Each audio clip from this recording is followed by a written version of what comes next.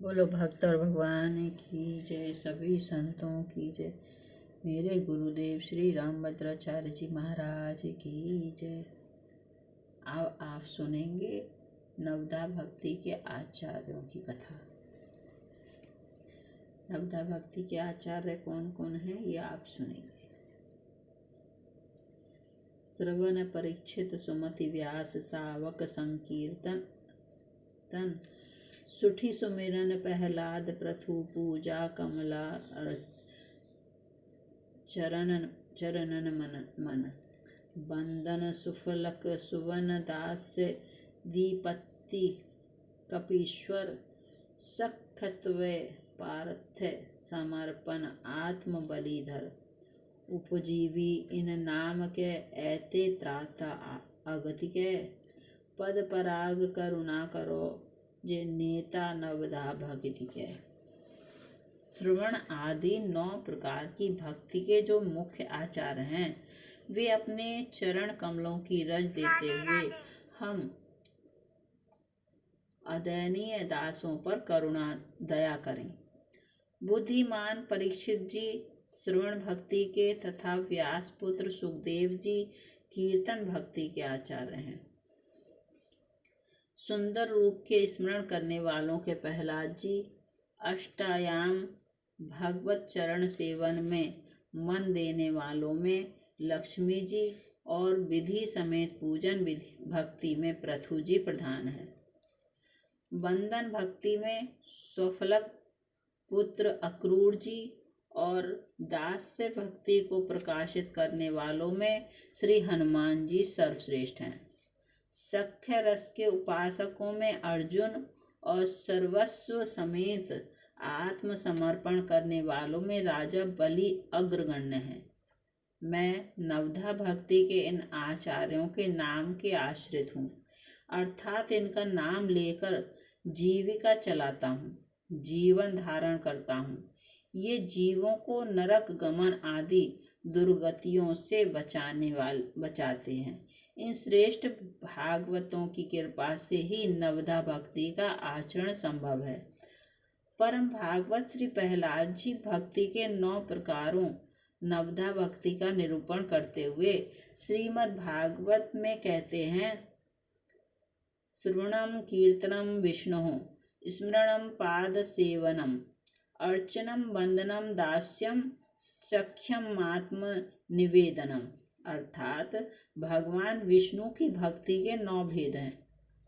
भगवान के गुण, लीला, नाम आदि का श्रवण, उन्हीं का कीर्तन, उनके रूप, नाम आदि का स्मरण, उनके चरणों की सेवा, पूजा अर्चा, वंदन, दास्य, सख्य और आत्मनिवेदन।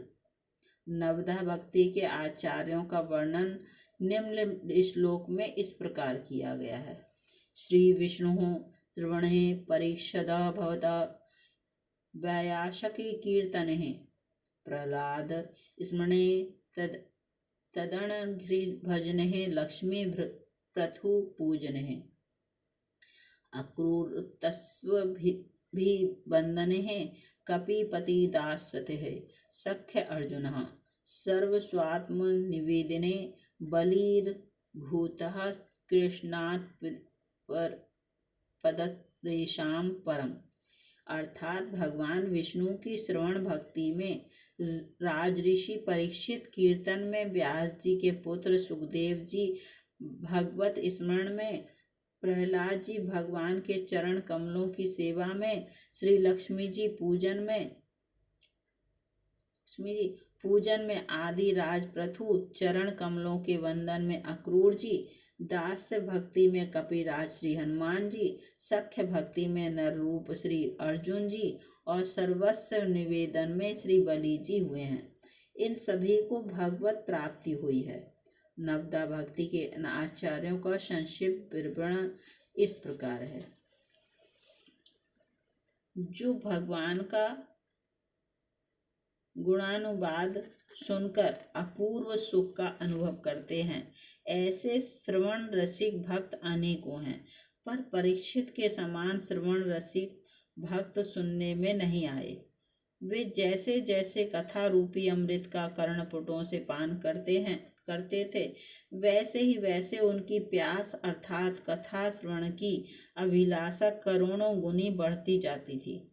समाधि लगाकर निरंतर ध्यान करने पर मुनियों के हृदय में जो भगवान नहीं आते हैं, उन्हीं रूप के समूह भगवान श्री कृष्णचंद्र का दर्शन परीक्षित जी ने अपनी माता के गर्भ में ही किया था।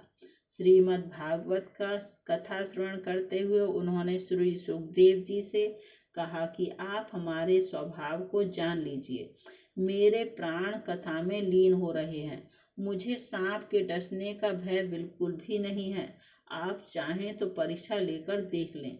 श्री सुखदेव जी ने मन में मान लिया कि राजा की बुद्धि कथा में लीन हो गई है। राजा की श्रवण निष्ठा अनुपम है। 7वें दिन कथा कहकर जैसे ही सुखदेव जी की वाणी ने विश्राम किया, वैसे ही राजा ने शरीर त्याग दिया। बोलो श्री परीक्षित जी महाराज की जय। श्री परीक्षित जी संबंधी विवरण 26:10 में भी आया है। बोलो श्री सुखदेव जी महाराज की जय। अब आप श्री सुखदेव जी का कथा सुने। श्री सुखदेव जी कीर्तन भक्ति के आचार्य हैं। श्री प्रियादास जी महाराज उनके संबंध में निम्न कवित्त में कहते हैं। गर्भते निकसी चले वनहि, मैं कियो बास व्यास से पिता को नहीं उत्तर हूँ दियो। 10वीं श्लोक सुनी गुनी मति हरि गई, लई नई रीति पढ़ी भागवत लियो है। रूप गुण भरी सयो, जात कैसे करी आए, सभा नृप ढरी भीज्यो, प्रेम रस हियो है। पूछे भक्त भूप ठौर, ठौर परे भौर जाए, गाय उठे जवे मानो, रंग झर कियो है। परमहंस श्री सुखदेव जी माता के गर्भ से जन्म लेते ही वन को चल दिए और वहीं रहकर भजन करने लगे। वात्सल्य प्रेम बस पुत्र पुत्र पुकारने पर भी वेद व्यास सरीखे पिता को जिन्होंने उत्तर भी नहीं दिया था, वे ही सुखदेव व्यास शिष्यों द्वारा श्रीमद् भागवत के 10वें स्कंद के श्लोकों को सुनकर मोहित हो गए। श्लोकों के अर्थ का मनन करके उनकी बुद्धि भगवान के गुणानुवादों में रम गई। विचित्र बात तो यह हुई कि पुकारने पर उत्तर न देकर जिनकी उपेक्षा की थी, उन्हीं के समीप आकर उनकी शिष्यता स्वीकार की और श्रीमद् भागवत को पढ़ा। श्री कृष्ण के अद्भुत रूप और गुणों से सुखदेव जी का हृदय भर गया। परीक्षित द्वारा परीक्षण करने बढ़ने वाले भावों का भार कैसे सहा जाए। फिर आप गंगा तट पर आत्मोद्धार के निमित्त राजा परीक्षित द्वारा आयोजित ऋषियों की सभा में पधारे। कृपावश उनका हृदय राजा का उद्धार करने के लिए पसीज गया। भक्त भूप राजा परीक्षित ने 7 दिनों में ही अपने उद्धार का उपाय पूछा, जिससे सुनकर ऋषि लोग जहाँ तहाँ विचारने लगे, पर वे दुविधा के चक्कर में पड़ गए, कुछ भी निर्णय न कर सके।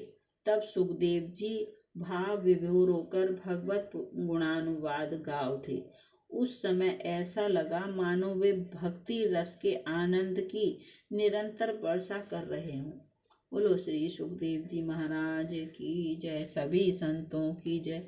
मेरे गुरुदेव श्री रामभद्राचार्य जी महाराज की जय।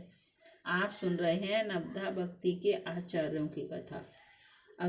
अभी आपने सुखदेव जी की कथा सुनी। अगले एपिसोड में श्री प्रहलाद जी की कथा सुनेंगे।